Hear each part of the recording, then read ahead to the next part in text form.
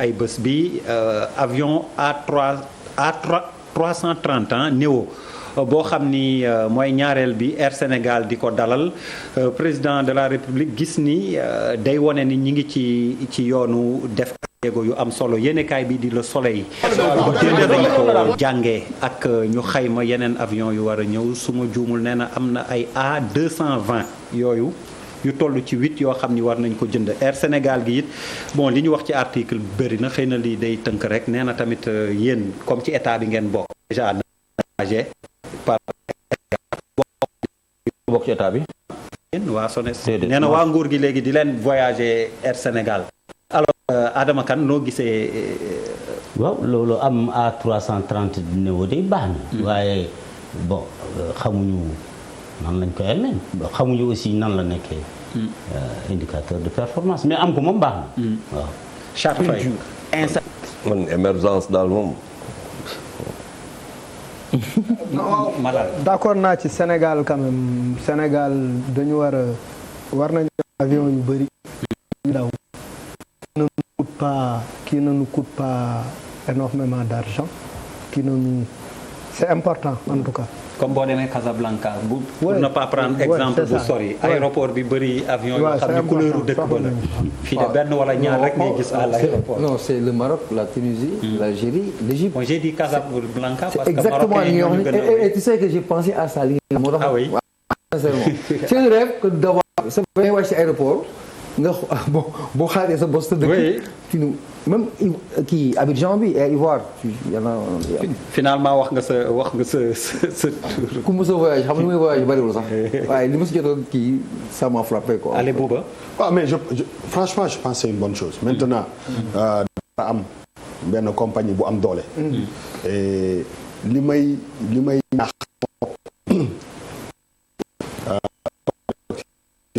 Sénégal di wax pour kii mais lu mu bon ku si nekk si ñun ñi nga xam ne ñoom ñoo koy gérer na nga def effort quand même être un peu plus si mouvance bi mooy di utiliser avion bi booy tukki xam nga di ci def sa xaalis parce que aussi mais aussi nit ñi koy gérer nekk ni def ni ci condition ba pare ñuy nangu def tuuti sacrifice rek daal vraiment je pense que bu ñu amee 2 avions yu bees dañu war a def tout pour en avoir encore plus te loolu ñu koy njëkk a def moom mooy que le sénégalais quel que soit man d'accord ma rek ñu ne ñuy liggéey ci état bi sénégalais président de la République dafa waroon wax sénégalais yëpp dama bëgg ngeen identifier wu ci kii bi ci compagnie bi donc je pense que franchement dafa yokk li nga xam ne moom mooy jëmmal dëkk dañu war a am vraiment benn compagnie bu am doole. mais mooy li nga wax loolu. c'est dans le même sillage ah. parce que boo gisee nga ñëw si tarmac yi kii bi aéroport bëri ay avions locaux. ça veut dire que les locaux prennent ces avions là. 80% passagers day nekk ay par exemple je prends le Maroc c'est des Marocains. 20% yi ñuy jël yeneen compagnie donc Air Royal day gën a développé rek ah. day gën parce que c'est des clientèles c'est une clientèle fixe. locale nationale. lii moom bu ñu ko sax jéem a politiser quoi c'est un exemple à suivre comme ça ñoom benn compagnie bu baax dans 5 ans on aura une grosse compagnie ah. Ablaye Wanguer. Bon, je les encourage. Il faut que le Sénégal quand même ait une compagnie vraiment d'envergure. Bon, le président dit qu'il veut content belle émergence. Voilà, foog ñu am benn Air Sénégal. bi xamante ni il y a des gros porteurs avions yi. C'est pas un mirage, c'est faisable. Voilà, c'est comme ça. Donc bon, on apprécie, on verra l'essentiel que l'entretien se fasse. Sénégalais yi di jël foofu et puis qu'il se développe. En tout cas, ñu ngi leen di ñaanal Air Sénégal. ñoom ñu law faw quoi. donc man prochaine mission jëlal leen ma billet Air Sénégal. man de bi may mujjee tukki moom. même Sadio Mané a pris ça la dernière fois. waaw Sadio Mané a pris Air Sénégal. le président Diouf it bi muy que nous saluons au passage bi muy ñëw ci obsèque gu Colette Senghor on a vu les images il était dans Air Sénégal également bi ci topp Pierre. beneen gis-gis bi Babacar Diagne président CNRA ci tere xeesal gi nee na duñu bàyyi duñ ci reculer ndax yoon moo ko santaane alors vidéo bu mu def la ñu seetaan ko ci leeral.net mu ciy wax ba junj tamit nii que am na këru télé yu bëri yoo xam ni bind nañ ko pour ñaan ko délai waaye moom nee na la loi daal c'est la loi tere publicité xeesal mi léegi lay doon amul Bouba laay njëkk a jox mu jox ñu ci gis-gis. waaw billaay xamoo sax dara bon yow xam nga sama avis. non mais sama avis personnel. xam naa li tax ma jox ko ko. non sama avis personnel ci xeesal xam nga ko quoi. maintenant wax fa dëgg yàlla may xaw a tere nelaw parce que il faut que décision yi. ñu appliquer ko. et maintenant c'est pas facile parce que il faut nga xeex ak gars yi. pour essayer de faire de sorte que en tout cas avec diplomatie que mu ma laaj la lu bokkul ci gis-gis bi et les contrats en cours bu dee da nga ci am. waaw mais moom laay les anciens enfants de troupe mu may xaar doo gaaw. waaw mais non Pape Charles mënoo nag dagg gis-gisu gars yi aussi. bàyyi ko foofu bu ko tontu s'il te plaît baali rek bëgg pour non bu ko tontu non dama ne wax fa dëgg yàlla. Charles da ngay baali. ñun de bu ñu paree dañuy ñibbi. waaw kon j'espère que lii nii nit yi nga xam ne ñoom la ñuy liggéeyee lépp comprendre nañ ko et puis ñu jàppale ñu si parce que quand même du ma toog fii ne la dañu publicité xeesa dañ ko war a défendre dañ ko war a def ñi ñuy liggéeyal ñu ngi leen di ñaan ñu déglu affaire bi te dimbale ñu si pour ñu mën a appliquer à la lettre li nga xam ne moom mooy décision yi nga xam mais grand bi ci ni ñu ko xamee woon ay dóor la non ni ñu ko xamee woon ak diplomatie c'est-à-dire que bâton bi balaa muy génn na waxtaan ak gars yi vraiment ñu kii te daan taal oto bi seeti nit yi na leen seeti waxtaan ak ñoom rek moom suñu grand la quoi. day bàyyi. ay dóor grand caaroy la amul problème naa di te bu ma dóor na ko. waaw Serigne kii nu mu tudd Serigne Marodi ngir yàlla yaa ngi gis grand bi mu wax jàppale ma ci rek ngir yàlla mu am benn problème. alors Babacar toi qu'est-ce que loo xalaat ci gis-gis bi. gis-gis. waaw Babacar Diagne nee na comme lu yoon wax la léegi lañ koy am. waaye même bu ko yoon waxul woon sax saa xeesal. nag en tant que négro ma ah donc dafa am solo. comme nag y a une loi buy tere publicité xeesal. mais ko benn télé def. c'est simple xeesal moom du sa yi fi nit quoi vraiment dox di xeesal ak pour noir la. Papis Diaw black is beautiful. bien fi mu chuté. nice non c'est que maam damay dépasser kii bi c'est vrai que c'est encouragé mais pour mission grand bi c'est un homme de médias en dehors du xeesal je lui demande par exemple mu gën a am rupture ci gestion bi am na yenn rigueur. au-delà de ça c'est important. mais na gën a ferme si yenn yoo xamante ni ay correction la parce que il peut le faire c'est le moment de rompre quoi. alors Adama Kane. waaw je retiens sur les listes maintenant nag bu amee ay décret d'éducation aussi. l'affaire marche vous intégrer nga coupé. yaa ko coupé nga naan Ablaye passé nañ débat boobu malal. waaw parce que xeesal bi quand même mu ngi indil jigéen ñi ay jafe-jafe. waaw parce que. baax na loi bu baax. non Malal xam naa dafa war a gëmmentu. déedéet non loi bi baax na. xeesal kay baax na. Charles. ah non di grand Babacar bul bàyyi de. bul mus a bàyyi. bu dee bàyyi bàyyeeku. c'est pas parce que non parce que da nga c'est pas parce que da nga xees rek. natural na. Pierre jox ma bi ci topp Charles nee na bu mu bàyyeeku. topp gis-gis Emmanuel Macron li mu wax daa rëy de daa convoqué juróomi président su ma jumul le 16 décembre la à Pau en France. nee na ñu xoolaat te ñoom it ñu leeral ndax bëgg nañ ñu des wala ñu dem ngotul leen seen kaaraange France li muy def bon ñëpp xam nañ ni prétexte bi mooy 13 militaires français yi décédé Mali bon mu xaw a gis boppam léegi woo na président Mali Burkina Niger Tchad ak Mauritanie comme ñooy G5 Sahel. nee na nañ ñëw leeral seen ay position ndax gis nañ de plus en plus dafa am un sentiment anti-français maanaam dañu commencé contre ak bañ France ci dëkk yooyu te ñoo leen yoral seen kaaraange. nañ ñëw leeral bon ci tënk ak expliquer xëy na Ablaye c'est du paternalisme néocolonialisme. bon wax mooy. nag. ba amuñu. voilà dafa am fu mu bëgg a teeri rek xam nga sujet bi nga def bi nii dafa am solo. lii waroo nekk. oui. émission di war a wax. non damay wax mais dëgg la mënoon na nekk sujet. il faut nga wax ak moom non Ablaye du ma wax ak moom. su ma ci commentaire Ablaye dafa lu la neex. yow buubu bàyyi dictature yi may door quoi bàyyi wax. non il a raison mais comme yëpp mënul nekk sujet. comme yëpp mënul nekk si benn bu tënk ko nag dafa xaw jafe. mais gis-gis bu fi yàlla war na mën nekk sujet ñun les pays africains surtout ñu nekk ouest africain yi fii nii ñu ngi nii. dañoo càggante ba suñu sécurité sa mënuñu ko sàmmal suñu bopp.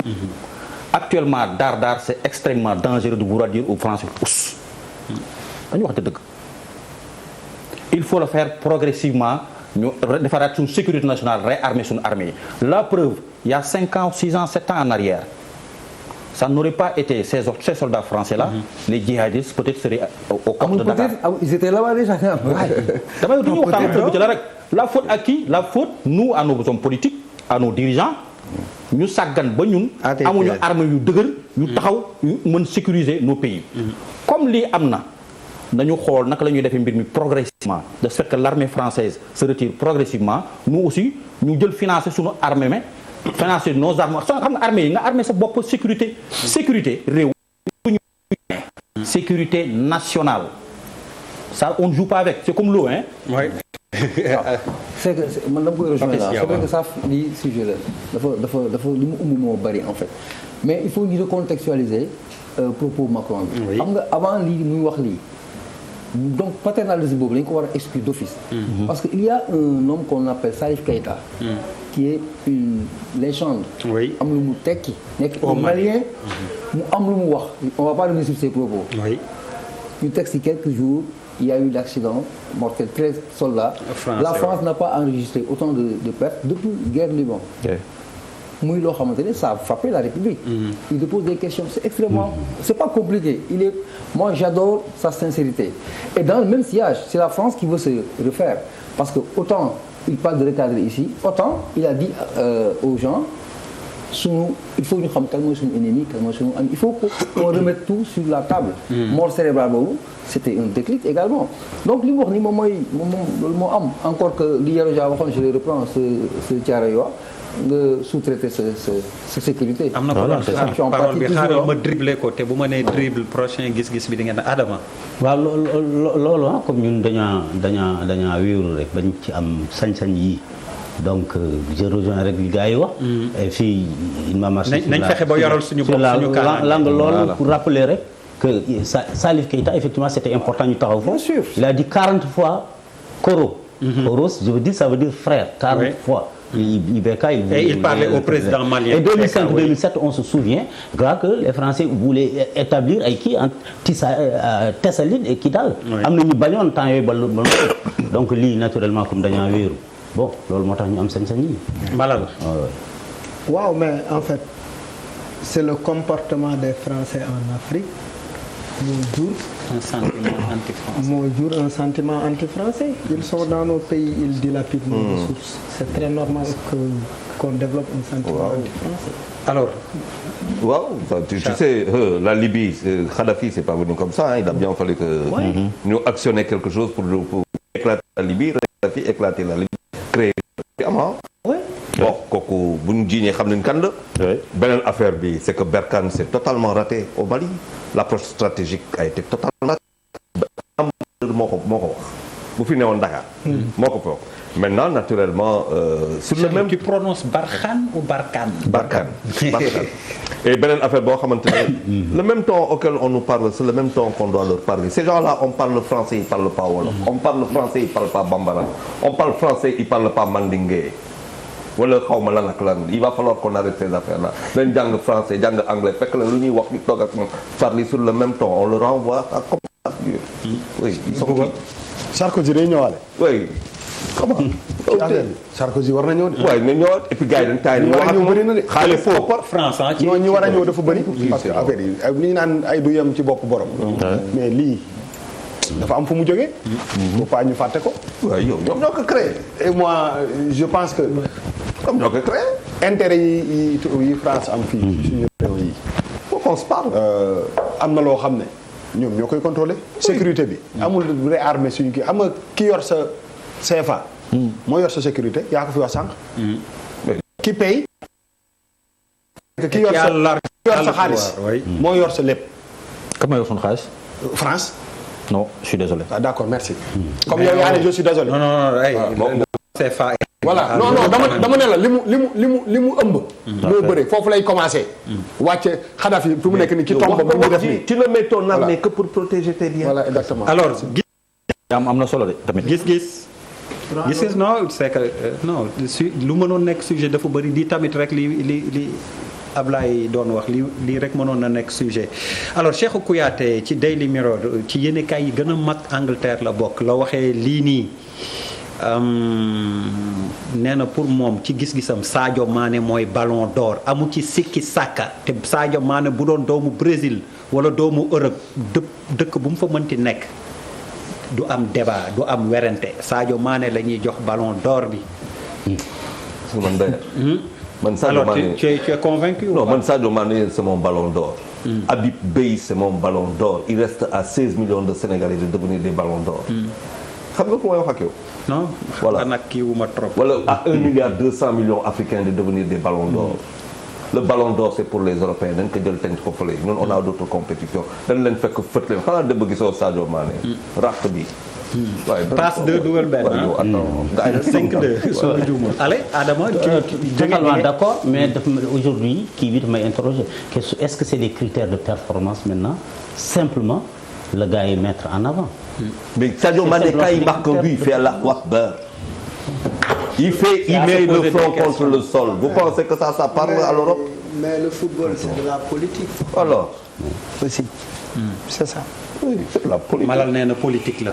Papis Diaw c'est que ni mu demee nii. mais pour man Sadio Mané dafa jël sa ballon d'or. parce que musul am contestation bu toll ce niveau. au plan mondial ah. il y a eu les concurrences entre ay Messi Ronaldo les gens étaient un peu tendancieux non kii moo gën c'était assez relatif mais bu Sadio Mané bi mais pour man il a le ballon d'or ah. Papis gars yi day def front contre terre loolu. waaw mais en fait Kouyaté jox na ko Sadio Mané. waaw xam nga man dama bëgg football.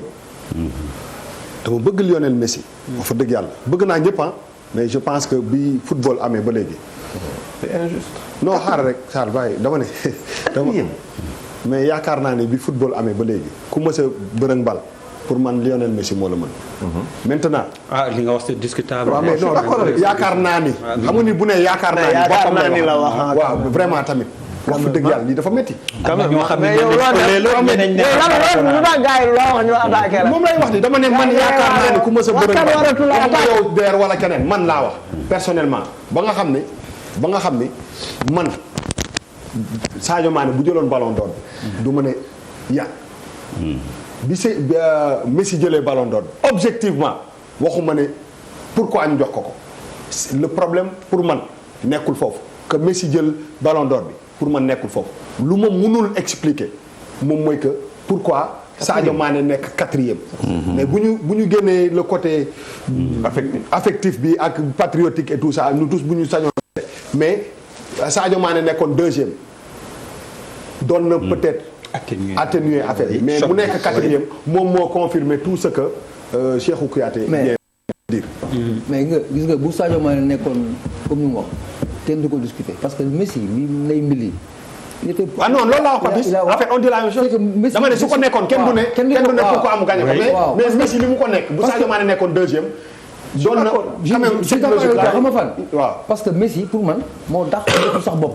du question dàq football nii mais ballon d'or par performance la si par année. performance la ñuy juger pour attribuer ko. mais si pendant toute la période là Sadio Mané était largement au-dessus de ay Ronaldo ay ñoom ñëpp c'est tout franchement. donc point yi waroon am ñi waruñu ko moo waroon nekk.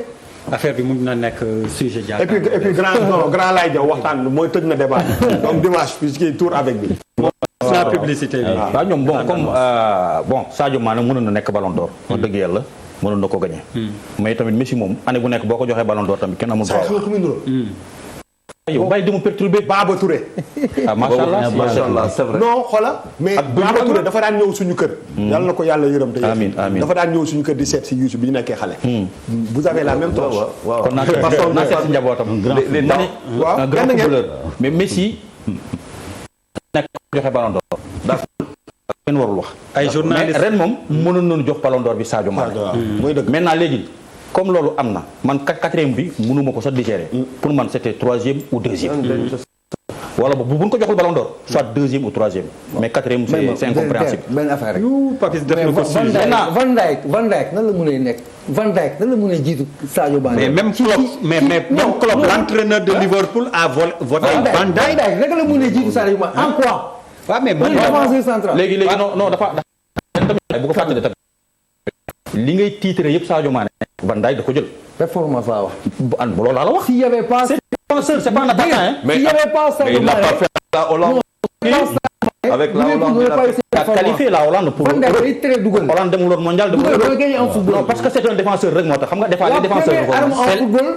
Papis, Première arme, c'est justement, c'est l'éternel débat aussi qu'il y a. Pourquoi récompenser toujours les attaquants? Mais ça, bon yow bon man li ma koy encourager rek mooy Charles bougé woo fi de baali woo de baalu arrêté yi dinañ xaar. les anciens Van Dijk dafa mën. kii bëgg na football on a le déposé mooy je te dépose non dama koy mag mais quand même nañ ko encourager parce que saison bi nii mu demee nii je pense bien que bu continuer 2020 bi na ko jël bu mu décourager la dessus bu mu xaddi voilà bu mu xaddi bu mu def alors coow li tous des merci bravo Papis yaa ngi koy def débat yaa ngi koy def thème oui dafa neex beneen yoon c'est dommage alors dafa am lu leen échappé Bouba nee na day déposer au du Prytanée Charles Faye tàggoo en direct la on a tout mais au moins man sañ naa tàggoo am na foo nekkoon ba àjjuma inchallah